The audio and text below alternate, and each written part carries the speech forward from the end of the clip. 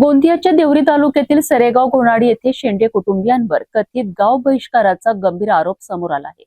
शेतजमिनीवर ताबा मिळवण्याकरिता गावातील पदाधिकाऱ्यांनी पदाचा गैरवापर करत धमक्या दिल्याचा आरोप शेंडे कुटुंबियांनी केला आहे। सरपंच सोनू नेताम, तंटामुक्ती समितीचे अध्यक्ष विनोबा लेंडे, पोलीस पाटील दयाराम पंढरे आणि ग्रामपंचायत सदस्य बिस्लाल कोवे यांच्यावर सामाजिक बहिष्कार आणि धमकीचे आरोप करण्यात आले होते। शेंडे यांच्या शेतावर कामाला गेल्यास मजुरांना दंड करण्याची धमकी दिल्याचा कुटुंबियांचा दावा आहे। त्यामुळे रोवणीचे काम रखडले असून आई आणि शिक्षण घेणाऱ्या मुलालाच शेतात काम करावे लागत असल्याचे त्यांनी सांगितले। माझे नाव वैशाली घनश्याम शेंडे आहे। मी घोणाडी गावची रहिवासी आहे।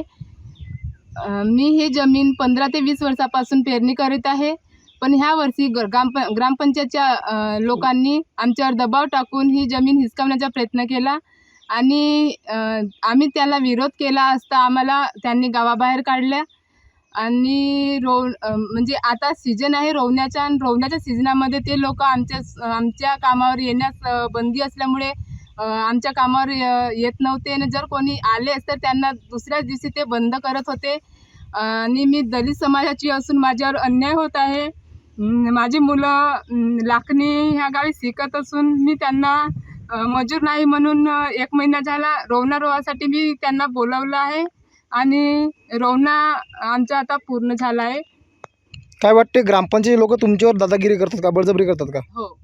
अच्छा, सध्या आता तुम्ही काय मागणी कराल? एक दलित म्हणून तुम्ही काय मागणी कराल? आमच्यावर अन्याय झाला तर आम्हाला न्याय पाहिजे हीच मागणी आहे। आम्ही जे शेत जमीन करत आहोत तिला मागील 20 वर्षापासून आम्ही ती पेरत आहोत, रोवत आहोत, म्हणजे शेत जमीन करत आहोत। त्या शेतजमिनीवर ग्रामपंचायतचे पदाधिकारी आहेत, त्यांनी आम्हावर अन्याय केला आणि ते म्हणतात की ही जमीन खाली करा।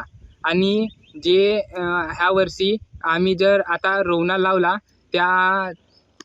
त्यामध्ये जे वण्यार वगैरे जे रोवणार येत होते त्यांना ते सांगत होते की त्यांच्या रोजीवर नको जा, तुम्हाला पण गावाबाहेर केले, तुम्हाला पण तुमच्याकडून पण दंड घेण्यात येईल। आणि मी स्वतः शाळा शिकत असून मला 1 महिना म्हणजे माझ्या आईसोबत आम्ही दोघेच रोवत होतो। या गंभीर आरोपांवर चिचगड पोलिसांनी भूमिका काय असा सवाल उपस्थित झाला आहे। न्याय न मिळाल्यास सहकुटुंब आत्मदानाचा इशाराही देण्यात आला आहे।